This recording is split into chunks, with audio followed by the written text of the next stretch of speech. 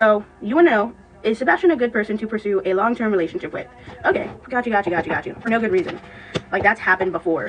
The short answer to your question is no. I would not recommend a relationship with them. And here are the main reasons why I wouldn't recommend a relationship with them. Number one, we have the Ace of Cups in the reverse. And if you're just like looking for a simple yes or no answer, aces in the reverse usually mean no, or at least that's how I take them, right? But then if you go into the meaning of the Ace of Cups in the reverse, this is a card that feels drained. This is a card that feels exhausted. This is a card that's constantly giving with nothing being received back. You know, it's just consistently pouring its all into this relationship, and it's taking so much from them, you know? And then on that same note, we have the Ten of Swords in the reverse, which is another card that just feels super drained, super depleted. Like, this card has given its all in a situation, and it's left with nothing. Like, mentally depleted, physically drained, emotionally kaput, you know? And so then it's left in this situation where it has to refocus on itself. It has to, like, prioritize itself, and it has to, like, heal and make sure it's doing okay, you know? So that would be something that leaves you in a really bad spot, you know? And on top of that, like, we also have the Two of Pentacles in the reverse, which is a chaos card, which is, like, super overwhelming, things everywhere, just very unsteady, and very stressful, you know? So I would not recommend that for you at all, just because it's going to be a lot more trouble than you need. So the short answer of if being in a relationship with them is a good idea is no. No, it is not a good idea. It's not the vibes that I'm getting, but I am getting, like, stuck in the past, not being able to live in the present, because we have the Six of Cups here, which is a card that's, like, consistently, like, just stuck in the past, you know? They still have some emotions that need to be resolved, that needs to be worked through, holding on to, like, past experiences, or not fully over past lovers. But there's no cheating here. Like, there is, however, some self-sabotaging behavior, you know, with the Emperor in the reverse, which is a card that, like, lacks it lacks safety, it lacks protections, and so it does this desperate attempt to bring in those things, you know, which sometimes makes things worse than actually helping.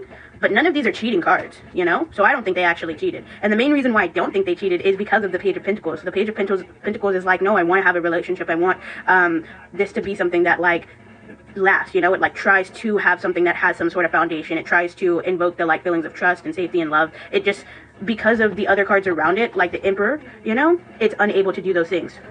But I don't think they cheated. I'm gonna be so honest. Like, do I think that they're probably bad at handling their emotions? Do I think that they're stuck in the past? Do I think that they have some things that they need to work through and work on? Yes. But cheating, I don't think that was it.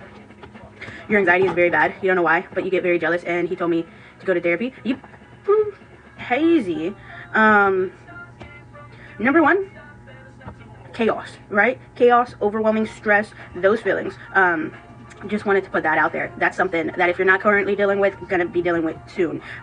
Number two, we have the Nine of Cups in the reverse. The Nine of Cups sometimes can be a little selfish. This card tends to only focus about its wants and its needs, and it does a really bad job at thinking about the situation from other people's point of view, or how someone else might feel about the situation. So when this card comes up, it's like, okay, maybe take yourself out of it a little bit. Maybe think about how someone else could feel. Because even if you're hurt, even if you want something, even if you're affected by it, someone else is definitely also affected by it, you know? So this card is like, we need to change our perspective on this situation. We need to change our point of view to, like, widen it, so that way we can know more. And that knowing more, that gaining experience, that gaining perspective, it's only going to help you in the situation, you know? Because sometimes we tend to think about our perspective of the situation just a little bit too much, you know? And we're all guilty of it.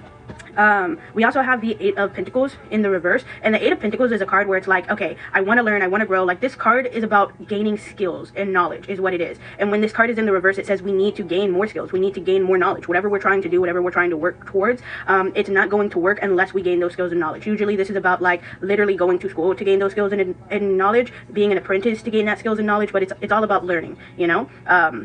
Sometimes in the concept of, like, self-healing, it's about learning tools to help with the self-healing. But regardless, it's like you're gaining information, you're learning new skills that you can apply in situations, you know? Because the current skills and knowledge that you have just aren't cutting it. It's not helping you, and you're not able to grow with it, you know? And that's probably why we have this Knight of Swords, which is that stress card, which is that overwhelmingness, which is things being all kind of chaotic, especially mentally. Like, just mentally, this card can get very overwhelming. The good news about this card in the upright, though, is that you can absolutely handle it. It's nothing that should, like, cripple you, or, like, that should be too overwhelming, but it is going to be a little stressful, you know?